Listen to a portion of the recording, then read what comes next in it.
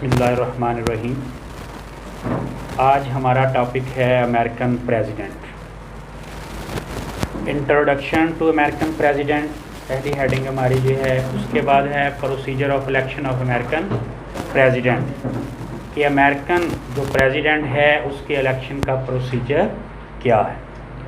Office of American president, उसका ओहदा जो है, ऑफिस उसका, और powers and function of American president, इख्तियारात तो फ्राइज अमेरिकन प्रेसिडेंट के, और एंड पे है जी conclusion. Introduction to office of American president. American Constitution has established a presidential system in United States of America।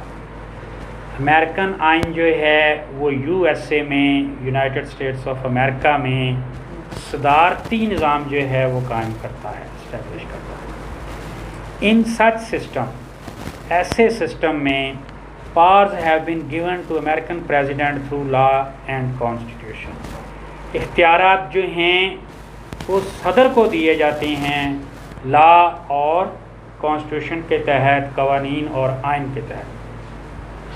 However, doctrine of check and balance has been observed while establishing presidential system।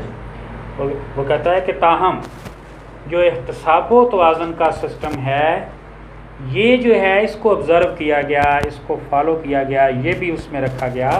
सदारती निज़ाम जब उन्होंने बनाया, उसको कायम किया। Doctrine होता है theory, नज़रिया, doctrine, ठीक है जी। थेरी जो एक आदमी कोई पॉइंट देता है ना, उसको कहते हैं जी डॉक्ट्राइन, नज़रिया। If American president is not responsible to American Congress and American Congress can not remove American president through a vote of no confidence. वो कहता है कि अगर अमेरिकन प्रेसिडेंट जो है वो जवाबदेह नहीं है अमेरिकन कांग्रेस को, ये पार्लिमानी निज़ाम के बरक्स बात है, क्योंकि पार्लिमानी निज़ाम में वज़ीर आज़म जो है वो पार्लियामेंट को जवाबदेह होता है, वहाँ पर वो आकर सवालों के जवाब देता है, उससे उसकी पॉलिसी के बारे में पूछा जाता है। तो सदारती निज़ाम में वो जवाबदेह नहीं है।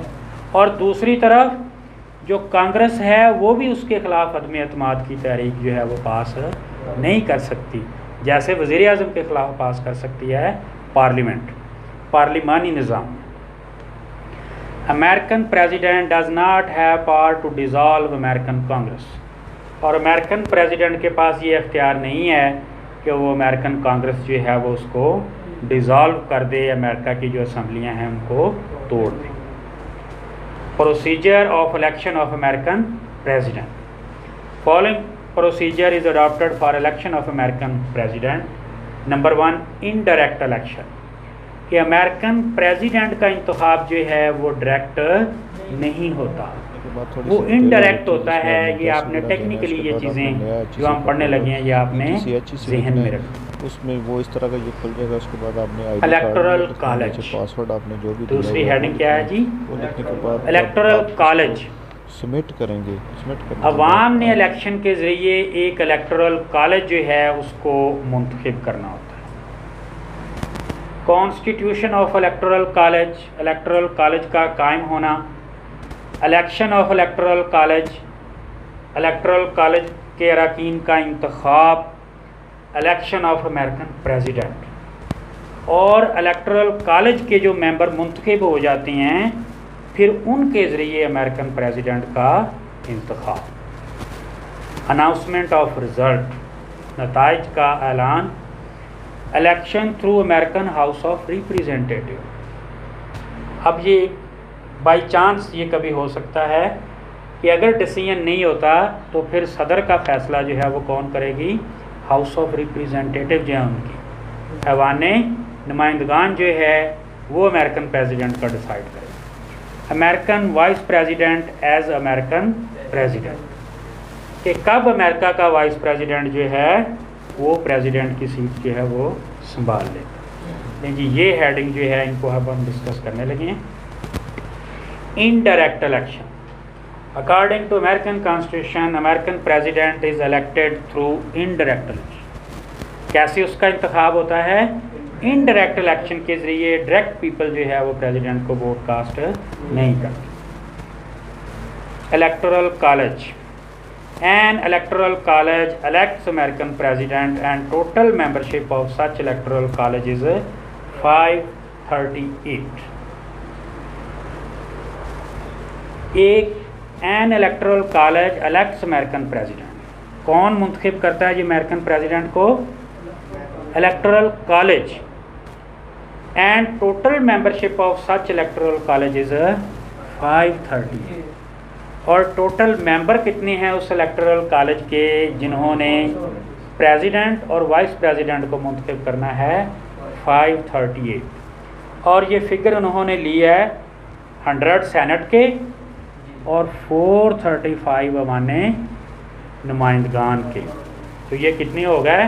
435 और 100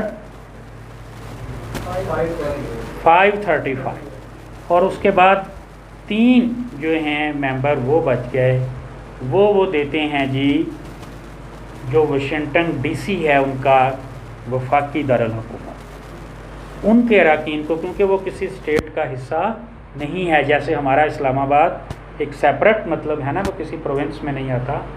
तो 3 सीटें जो हैं वो उनका जो वफाकी दारुल हुकूमत है वाशिंगटन डीसी। डीसी से क्या मुराद? DC stand for District of Columbia. क्या जी? District of Colombia. वैसे एक सेपरेट उनकी स्टेट है वाशिंगटन, वो इससे हटकर कोई और तरफ है। ये वाशिंगटन डीसी उन्होंने नाम रखा हुआ है अपने दारुल हुकूमत का, Washington district of Colombia.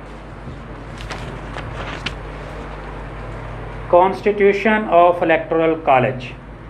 This electoral college is constituted in each state of United States of America। ये हर रियासत में इलेक्टोरल कॉलेज एक कैम होता है छोटा सा, कि जितनी उस रियासत के पास कांग्रेस की सीटें हैं उतने मेंबर उस रियासत से इलेक्ट होते हैं।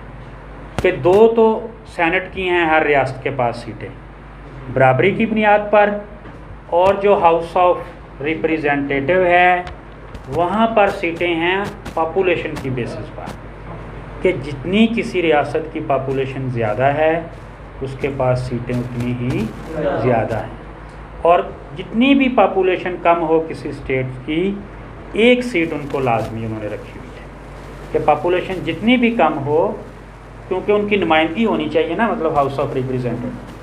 तो कम अज़ कम मतलब 1 सीट भी है चंद स्टेट्स की, और कुछ की यानी कि 45, 43, 50 तक भी सीट्स हैं। ठीक है जी। तो इस तरह वो जितनी पॉपुलेशन की बेसिस पे हैं वो 15 हो गई, वो 5 हो गई, वो 40 हो गई, और 2 सेनेट वाली, तो 42 अरकान का उस स्टेट के अंदर कौन इलेक्टोरल कॉलेज बन जाएगा। इसी तरह हर रियासत के पास जितनी सीटें हैं कांग्रेस में, उतनी सीटों के मेंबरों का एक क्या बन जाएगा जी? Electoral college. The electoral college is constituted in each state of United States of America and is consisted of as many presidential elector as is the number of member in the American Congress।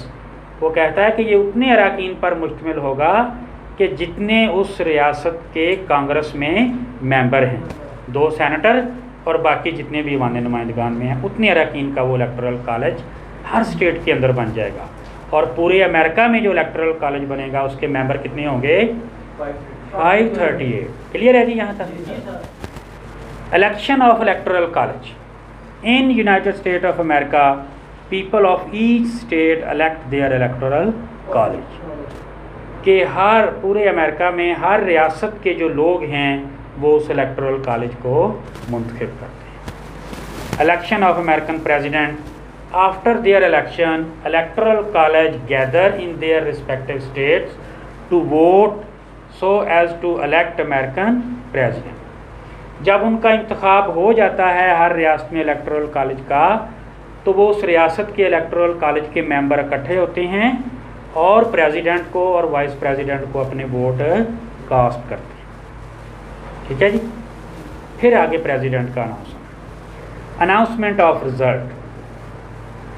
Each state seal result of voting and send it to chairman of American senate. हर रियासत में वो vote cast हो जाते हैं, उनको वो election commission वाले सील बंद करके जिधर भी डाले हैं वो नहीं दिखाते कि वो जितने भी हैं वो डाल के उसको सेनेट के चेयरमैन के नाम उसको वाशिंगटन डीसी भेज देती है कि हमारी रियासत का जी वोटिंग ये हुई है। क्लियर हो गया। आफ्टर दिस, जब वो तमाम स्टेट्स की तरफ से रिज़ल्ट आ जाते हैं, joint session of American Congress is held to count the vote. एक मुश्तरका अजलास जो है, एक जॉइंट सेशन जो है कांग्रेस का, जिसमें सेनेट और अवानी नुमाइंदगान दोनों का इकट्ठा अजलास है, वो सेशन इकट्ठा होता है और उसमें क्या करते हैं जी, वो वोटों की गिनती करते हैं, काउंटिंग करते हैं। After counting of votes, a candidate who secure 270 votes out of total 538 votes is declared American president। के काउंटिंग के बाद कि जो कैंडिडेट 270 या इससे ज़्यादा वोट हासिल करता है उसको आइंदा 4 साल के लिए अमेरिका का प्रेसिडेंट अनाउंस कर दिया। Election through American house of representative. अब ये जो हमने लास्ट लाइन स्टडी किया, इसमें एक बात बड़ी मतलब इम्पॉर्टेंट है, 270 वोट्स। अगर वो आम सिंपल तरीका होता तो वो कहते कि जो अक्सरियती वोट ले जाए वो आदमी अमेरिका का प्रेसिडेंट बन जाए उनमें से, लेकिन उन्होंने शर्त ये रखी है कि एट लीस्ट 270, इससे अगर कम हो जाएंगे तो फिर वो सिस्टम रुक जाएगा, वहीं पे वो अगला स्टेप आ जाएगा house of representative. If no candidate secure 270 votes out of total 538, अगर कोई भी उम्मीदवार 270 वोट हासिल नहीं करता 538 में से, American house of representative elects American president from the first 3 candidates। तो अमेरिकन जो अवानी नुमाइंदगान है, वो जो टॉप वाले 3 कैंडिडेट होंगे उनमें से वो एक आदमी को प्रेसिडेंट मुंतखब करें, ये देखे बगैर के पीछे उसके वोट कम थे या ज़्यादा। सिर्फ टॉप वाले 3 कैंडिडेट उन्होंने ले लेने हैं, बाकी सारे फारिग हैं। और अवानी नुमाइंदगान जो है पूरा वो उसका हल्का बन जाएगा और वो 3 कैंडिडेट मेंबर हैं, जो ज़्यादा वोट लेगा वो अमेरिका का प्रेसिडेंट जी। हाँ जी, वो सिर्फ हाउस ऑफ रिप्रेजेंटेटिव।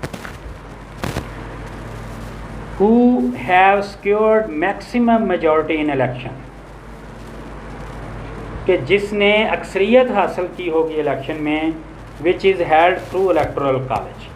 ये 3 कैंडिडेट्स की बात हो रही है, ठीक है जी, कि वो American president from the first 3 candidate, किन में से वो मुंतखब करेगा प्रेसिडेंट, जो 3 कैंडिडेट हैं who have secured maximum majority in election, जिन्होंने वो इलेक्टोरल कॉलेज के इलेक्शन में मैक्सिमम ज़्यादा वोट लिए होंगे, which is held through electoral college, जो इलेक्टोरल कॉलेज के ज़रिए इलेक्शन पीछे हुआ है। इन सच केस, इस तरह के मामले में, each state of United State of America is to cast 1 vote, कि ये नहीं कि उसके 10 मेंबर हैं या 12 हैं या 5 हैं तो वो 5 वोट कास्ट करें, बल्कि वोट उनका एक ही होगा, इत्तफाक़ी राय से अपना वो फैसला कर लें या वो मेजॉरिटी की बुनियाद पर फैसला करें। ठीक है जी।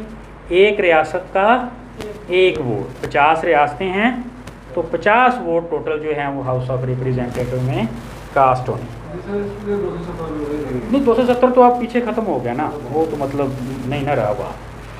And out of these 3 candidate, the candidate who secure highest number of vote is declared winner. इन तीनों में से जिसके हाईएस्ट वोट होंगे वो विनर।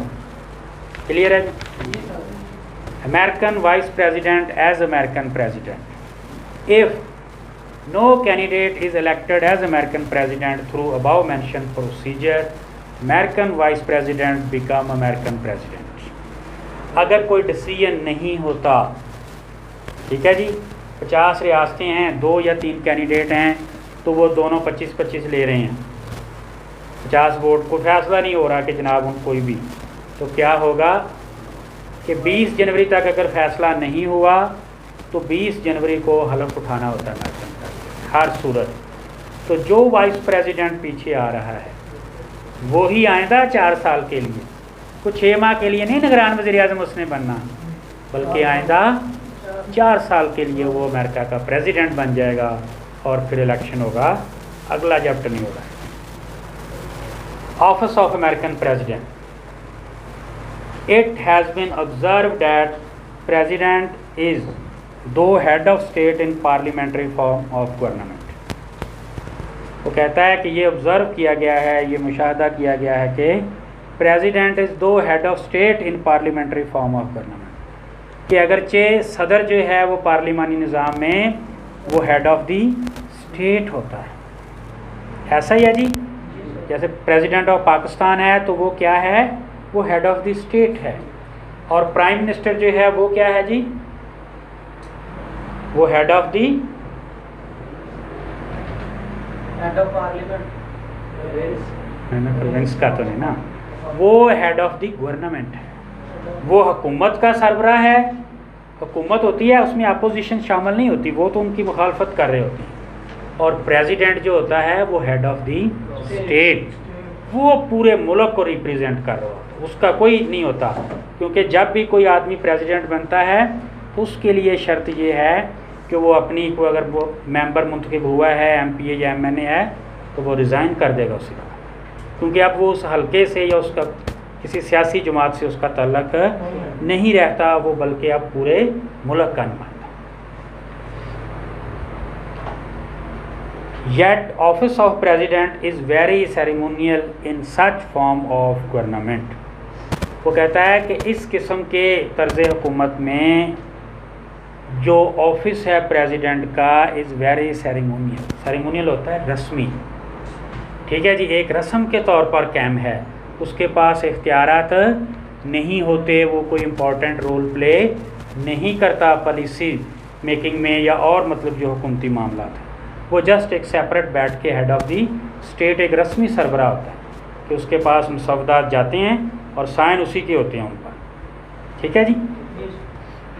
कंट्रेरी टू दिस, वो कहता है कि इसके बरक्स American president possesses great authority, कि अमेरिकन प्रेसिडेंट जो है उसके पास बहुत ज़्यादा इख्तियारात हैं, and is the most powerful elected representative in the world, और वो दुनिया के अंदर ताकतवर तरीन मुंतखब शुदा जो है वो उसका ओहदा है, उसका सदर जो है वो ताकतवर तरीन है पूरी दुनिया में, इतने इख्तियारात हैं उसके पास। The reason is that American president is not only the head of state. अब इसकी वजह क्या है कि वो ना सिर्फ हेड ऑफ द स्टेट है but is also head of American government. अब दोनों डेजिग्नेशन उसी के पास हैं, वो हेड ऑफ द स्टेट भी है और head of the government. In addition to this, वो कहता है कि इससे भी बढ़ के, इससे भी हट के, American president leads executive branch of American federal government. वो लीड्स करता है जो इंतज़ामिया है ऑफ अमेरिकन फेडरल गवर्नमेंट, जो अमेरिका की वफाकी इंतज़ामिया है वो उसका भी सरबराह है, and is commander in chief of American armed forces, और वो अमेरिका की मुसल्लह अफवाज का कमांडर इन चीफ है, सरबराह है, एक सिविल आदमी सरबराह है अमेरिका की फोर्सेस का। Powers and function of American president,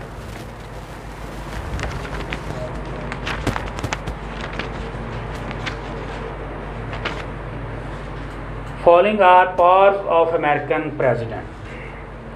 executive powers, number 2 पे है जी जुडिशल पावर्स, नंबर 3 पे आ गया लेजिस्लेटिव पावर्स, नंबर 4 पे आ गया फाइनेंशियल पावर्स, नंबर 5 पे डिप्लोमेटिक पावर्स, और नंबर 6 है जी एमरजेंसी पावर्स। नंबर 1 जी executive power. As chief executive of United State of America, as a मुंतज़म आला जो है वो यूएसए का, American president possesses following executive power. जो अमेरिकन प्रेसिडेंट है उसके पास मुंदरजा झैल इंतज़ामी इख्तियारात हैं। नंबर 1, पावर्स ऑफ अपॉइंटमेंट, तकर्री के इख्तियारात। Number 2, maintenance of law and order, अमन व अमान का क़याम। चीफ ऑफ आर्म्ड फोर्सेस, मुसल्लह अफवाज का सरबरा। चीफ एडमिनिस्ट्रेटर, मुंतज़म आला, इंतज़ामी हेड, सबसे बड़ा इंतज़ामी।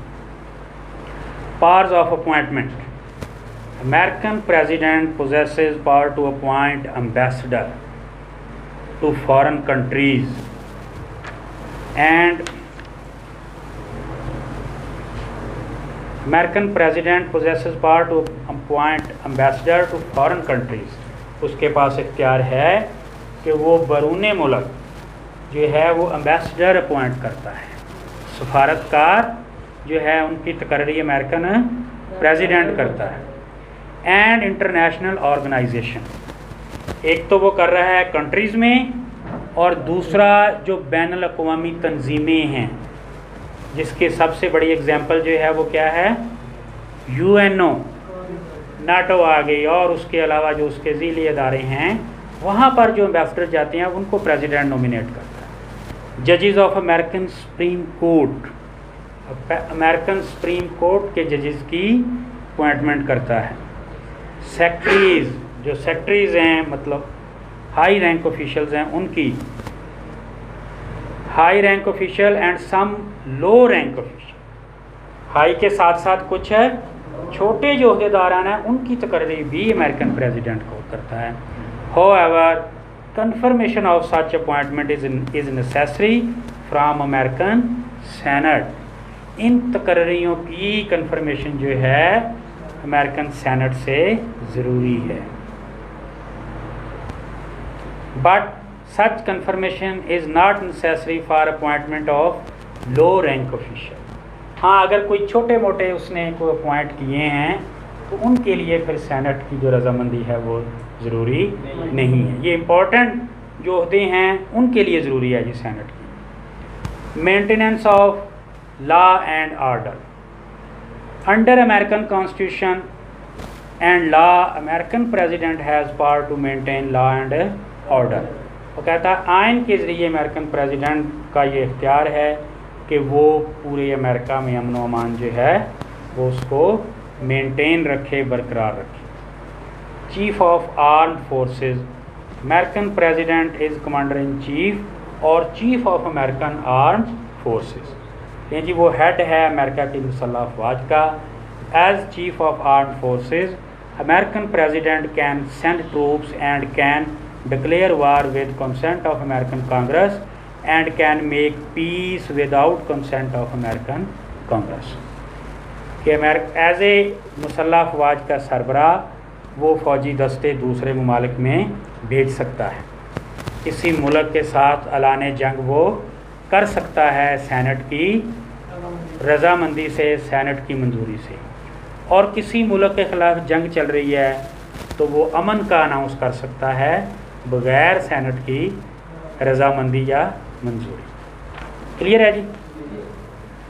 Chief administrator, American president is chief administrator of American administration. ठीक है जी, वो अमेरिका की जो इंतज़ामिया है उसका वो हेड है, चीफ है। As chief administrator American president has power to supervise activities of American cabinet. उसके पास ये इख्तियार है कि अमेरिकन जो कैबिनेट है, जो इंतज़ामिया है, उसकी एक्टिविटीज़ को वो सुपरवाइज़ करता है। एंड एडमिनिस्ट्रेटिव डिपार्टमेंट, और जितने भी इंतज़ामी महकमे हैं वो उनकी निगरानी करता है, सुपरविजन करता है। Judicial powers, American president possesses some following specific judicial power. उसके पास कुछ मखसूस अदालती इख्तियारात हैं। ए जी, power to grant amnesty, power to grant amnesty, आम माफ़ी का जो है वो ऐलान करना। पावर टू पार्डन माफ़ कर देना, माफ़ी दे देना। पावर टू रिप्रीव, ये स्पेशल है जी, जिनको डेथ सेंटेंस दी जाती है उनको माफ़ कर। Power to grant amnesty, American president has power to grant amnesty. ये एमनेस्टी किसी एक फ़र्द के लिए या उस हवाले से नहीं, ये है एक इकट्ठे हजूम, एक इकट्ठ या एक ज़्यादा लोगों के लिए माफ़ी का ऐलान करना। आम माफ़ी उसको कहते हैं कि जैसे कोई हंगामा हो गया मुल्क में या कोई इस तरह के मामला जब हो जाते हैं तो एक दफ़ा वो इंतज़ामिया जो है वो सब के ख़िलाफ़ को कार्रवाई कर देती है, जो भी लोग बड़े बड़े होते हैं। तो फिर ऐसे मामलात में प्रेसिडेंट एक ही आर्डर इशू करते हैं और वो सब लोगों को माफ़ी, आम माफ़ी जो है वो मिल जाती है। Pardon, American president possesses power to pardon a criminal.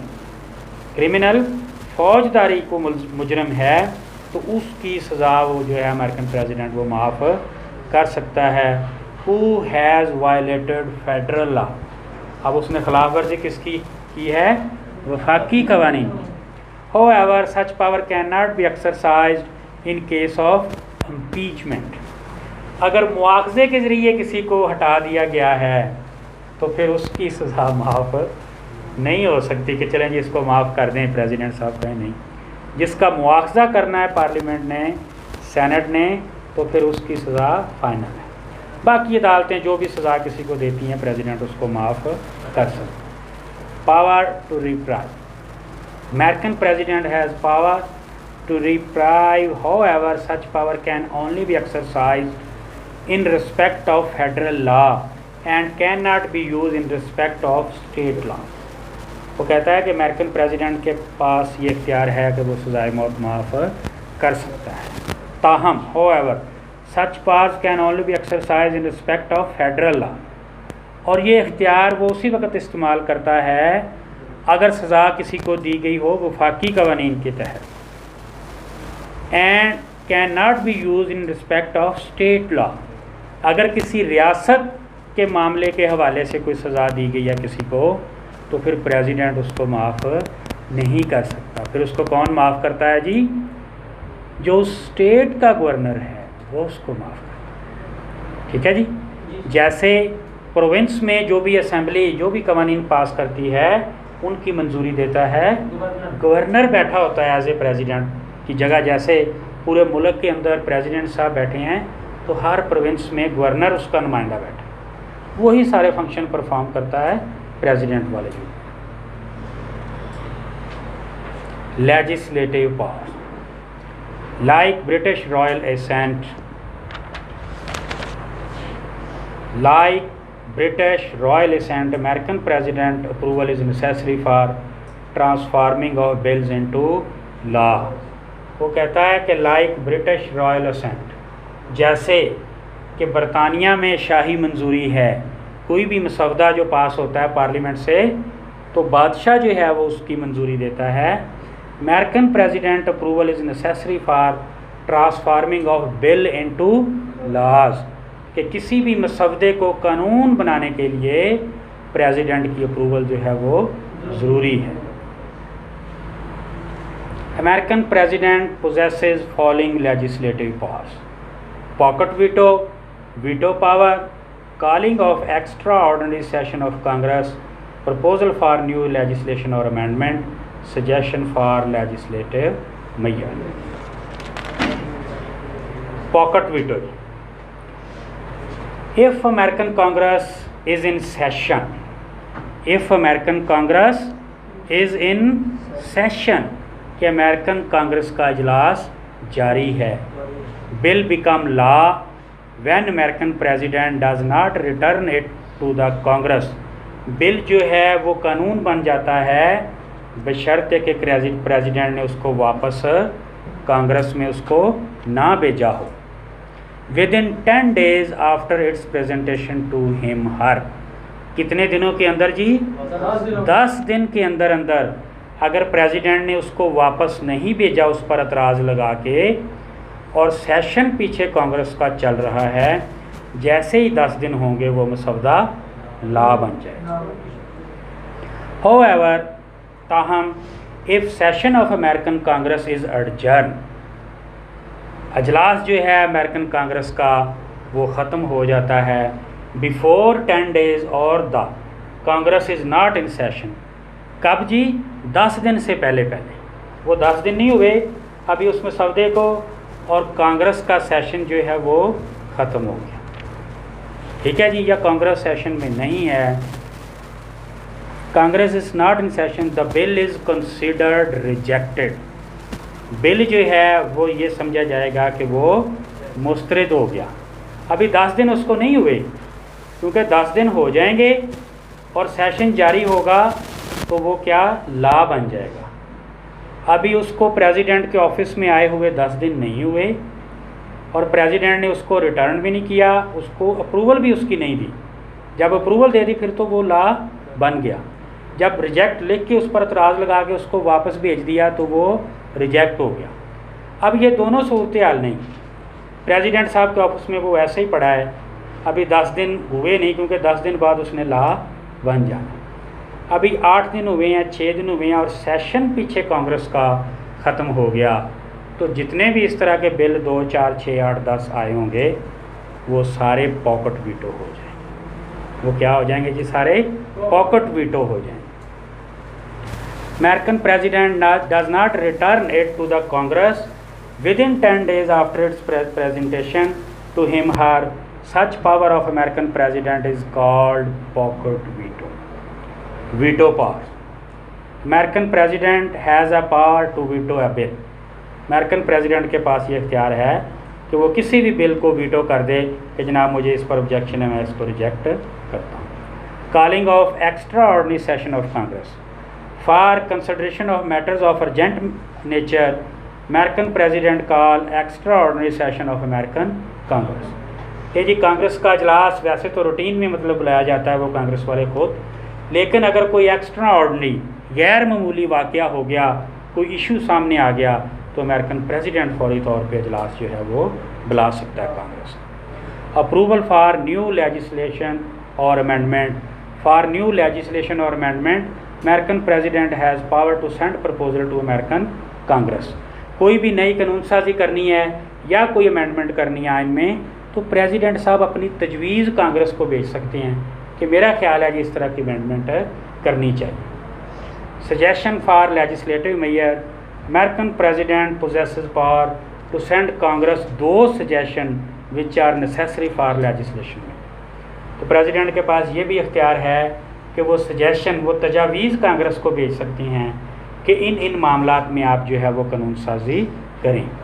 Financial power. As far as preparation of national budget and its presentation to American Congress are concern, American president has some prominent power. जहाँ तक budget का तल्लुक है, जो सालाना budget तैयार किया जाता है और उसको कांग्रेस में पेश करना है, तो उस हवाले से अमेरिकन प्रेसिडेंट के पास ख़ास इख्तियारात हैं। Diplomatic pause.